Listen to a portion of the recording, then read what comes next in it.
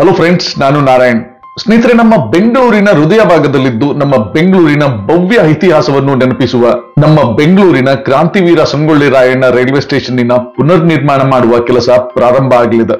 ಸ್ನೇಹಿತರೆ, ಈಗಿರುವ ನಮ್ಮ ಬೆಂಗಳೂರಿನ ರೈಲ್ವೆ ಸ್ಟೇಷನ್ 1890ರಲ್ಲಿ ಪ್ರಾರಂಭ ಆಯಿತು. ನಂತರದಲ್ಲಿ ನಗರ ಬೆಳೆದಂತೆಲ್ಲ ನಗರದ ಜನಸಂಖ್ಯೆ ಹೆಚ್ಚಾಯಿತು, ಜೊತೆಗೆ ನಗರದಲ್ಲಿ ಟ್ರೈನ್ಗಳನ್ನು ಉಪಯೋಗಿಸುವ ಜನರು ಹೆಚ್ಚಾದರು ಮತ್ತು ಈ ಸ್ಟೇಷನ್ಗೆ ಬಂದು ಹೋಗುವ ಟ್ರೈನ್ಗಳು ಹೆಚ್ಚಾದವು. ಮುಂದೆ 1968ರಲ್ಲಿ ಈಗಿರುವ ಈ ರೈಲ್ವೆ ಸ್ಟೇಷನ್ನಿನ ಈಗಿರುವ ಕಟ್ಟಡವನ್ನು ನಿರ್ಮಾಣ ಮಾಡಲಾಯಿತು. ಈಗ ಸಿದ್ಧವಾಗಿರುವ ಪ್ಲಾನಿನ ಪ್ರಕಾರ ಈಗಿರುವ ಈ ರೈಲ್ವೆ ಸ್ಟೇಷನ್ ಅನ್ನು 1500 ಕೋಟಿ ವೆಚ್ಚದಲ್ಲಿ ಪುನರ್ ನಿರ್ಮಾಣ ಮಾಡಲಾಗುವುದು. ನಮ್ಮ ರಾಜ್ಯದಲ್ಲಿ ರೈಲ್ವೆ ಇತಿಹಾಸವನ್ನು ನೋಡುವುದಾದರೆ, ಹಿಂದೆ ಬ್ರಿಟಿಷ್ನವರ ಆಳ್ವಿಕೆಯಲ್ಲಿ ಮಡ್ರಾಸ್ ರೈಲ್ವೆ ಕಂಪನಿ 1879ರಲ್ಲಿ ರೋಯಪುರಂ ಈಗಿರುವ ಚೆನ್ನೈನ ಒಂದು ಭಾಗದಲ್ಲಿದ್ದ ರೈಲ್ವೆ ಸ್ಟೇಷನ್ ನಿಂದ ಬೆಂಗಳೂರು ಸಿಟಿಗೆ ರೈಲ್ವೆ ಲೈನ್ ನಿರ್ಮಾಣ ಮಾಡಿಸುತ್ತಾರೆ.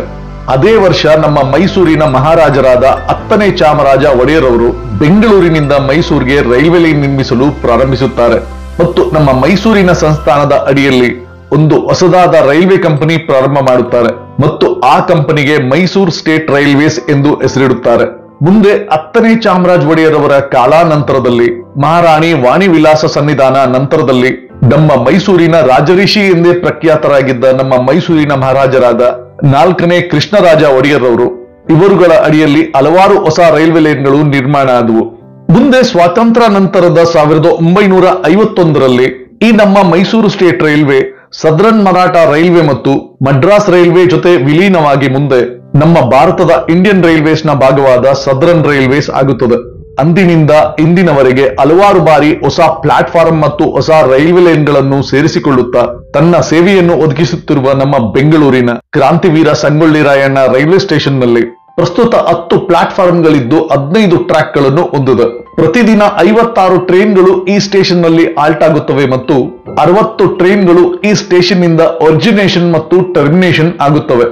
ಪ್ರತಿದಿನ ನಮ್ಮ ಬೆಂಗಳೂರಿನ ಕ್ರಾಂತಿವೀರ ಸಂಗೊಳ್ಳಿ ರಾಯಣ್ಣ ರೈಲ್ವೆ ಸ್ಟೇಷನ್ ನಿಂದ 2 ಲಕ್ಷಕ್ಕೂ ಹೆಚ್ಚು ಜನ ತಾವುಗಳು ಹೋಗಬೇಕಿರುವ ಕಡೆಗಳಿಗೆ ಪ್ರಯಾಣ ಬೆಳೆಸುತ್ತಾರೆ.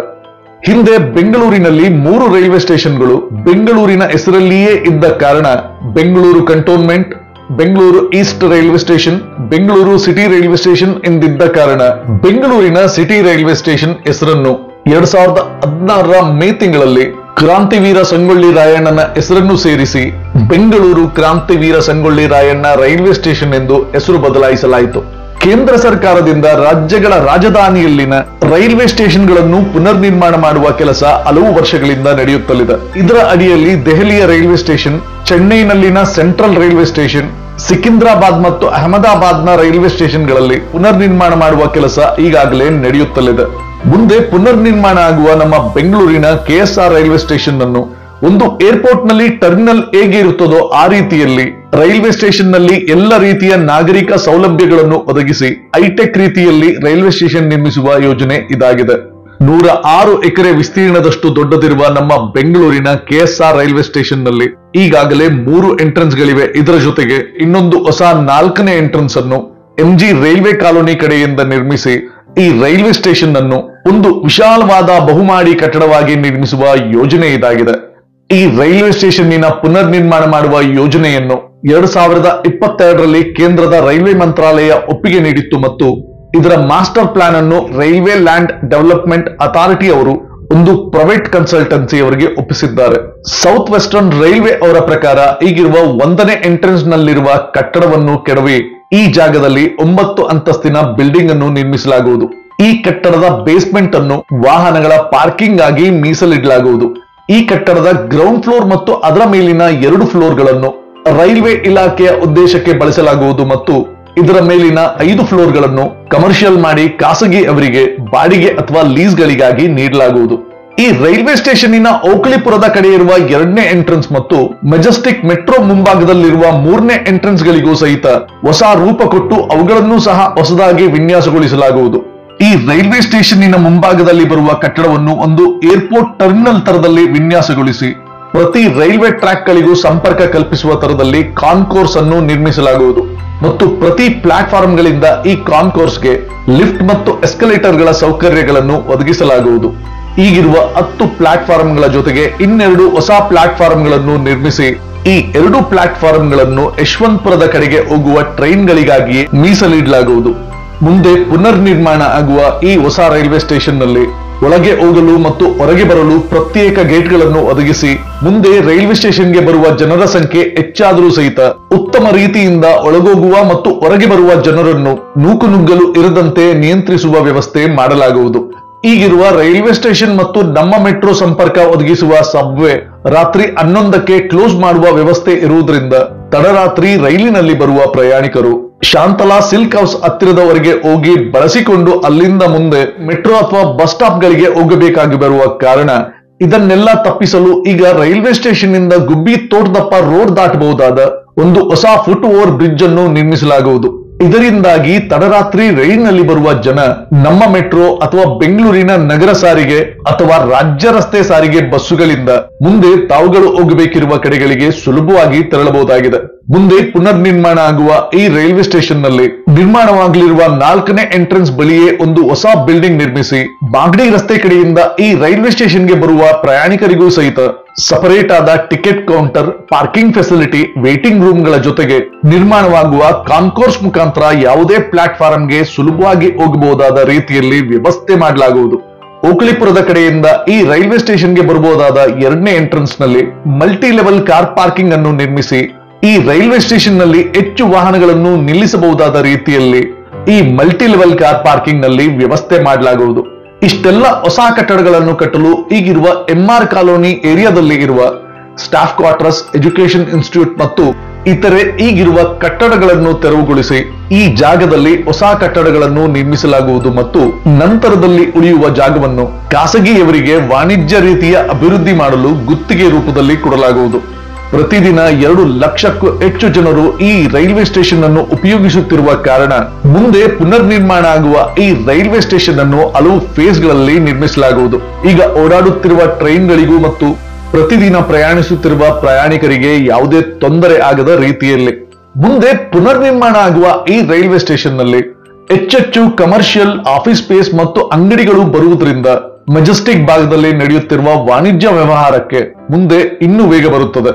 ಈಗ ಕರ್ನಾಟಕದಲ್ಲೇ ಅತಿ ಹೆಚ್ಚು ಜನರಿಗೆ ರೈಲ್ವೆ ಸೇವೆ ಒದಗಿಸುತ್ತಿರುವ ನಮ್ಮ ಬೆಂಗಳೂರಿನ ಕ್ರಾಂತಿವೀರ ಸಂಗೊಳ್ಳಿ ರಾಯಣ್ಣ ರೈಲ್ವೆ ಸ್ಟೇಷನ್ಗೆ ಮುಂದೆ ಇನ್ನೂ ಹೆಚ್ಚು ಜನರು ಈ ರೈಲ್ವೆ ಸ್ಟೇಷನ್ ನಿಂದ ಇನ್ನೂ ಹೆಚ್ಚು ರೈಲ್ವೆ ಸೌಲಭ್ಯಗಳನ್ನು ಪಡೆಯಬಹುದಾಗಿದೆ. ಈಗಾಗಲೇ ನಮ್ಮ ಬೆಂಗಳೂರಿನಲ್ಲಿ ಒಂದು ಹೊಸ ಹೈಟೆಕ್ ಮಾದರಿಯ ರೈಲ್ವೆ ಸ್ಟೇಷನ್ 2022ರಲ್ಲಿಯೇ ನಿರ್ಮಾಣ ಮುಗಿದು ಸೇವೆ ಒದಗಿಸುತ್ತಿದ್ದು ಮತ್ತೆರಡು ಬೆಂಗಳೂರಿನ ರೈಲ್ವೆ ಸ್ಟೇಷನ್ಗಳಲ್ಲಿ ಪುನರ್ ನಿರ್ಮಾಣ ಕೆಲಸ ನಡೆಯುತ್ತಿದೆ.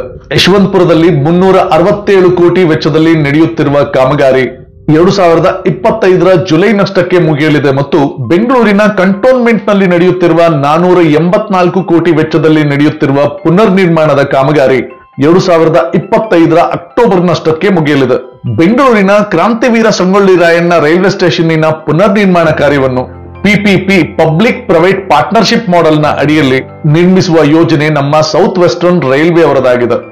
ನಮ್ಮ ಕೇಂದ್ರ ಸರ್ಕಾರ ನಮ್ಮ ದೇಶದಲ್ಲಿ ರೈಲ್ವೆ ಸ್ಟೇಷನ್ಗಳನ್ನೇನೋ ಏರ್ಪೋರ್ಟ್ ತರದಲ್ಲಿ ಭವ್ಯ ಕಟ್ಟಡಗಳನ್ನಾಗಿ ನಿರ್ಮಿಸುತ್ತಿದ್ದಾರೆ. ಆದರೆ ವಾಸ್ತವದಲ್ಲಿ ನಮ್ಮ ದೇಶದಲ್ಲಿ ರೈಲ್ಗಳಲ್ಲಿ ಓಡಾಡುವ ಹೆಚ್ಚು ಜನರು ಮಧ್ಯಮ ವರ್ಗ ಮತ್ತು ಬಡವರ್ಗಕ್ಕೆ ಸೇರಿದವರು. ಒಂದು ರಿಪೋರ್ಟ್ ನ ಪ್ರಕಾರ 2023-24ರ ವರ್ಷದಲ್ಲೇ ನಮ್ಮ ದೇಶದಲ್ಲಿ 40 ರೈಲ್ಗಳು ಆಕ್ಸಿಡೆಂಟ್ ಆಗಿವೆ ಮತ್ತು 313 ಜನ ತಮ್ಮ ಜೀವವನ್ನು ಕಳೆದುಕೊಂಡಿದ್ದಾರೆ. ರೈಲ್ವೆ ಸ್ಟೇಷನ್ಗಳನ್ನು ಸುಂದರಗೊಳಿಸುತ್ತಿರುವ ಸರ್ಕಾರ ರೈಲ್ವೆ ಸುರಕ್ಷತೆ ಬಗ್ಗೆ ಏಕೆ ಹೆಚ್ಚು ಗಮನ ಕೊಡುತ್ತಿಲ್ಲ ಎಂಬುವುದೇ ವಿಪರ್ಯಾಸ.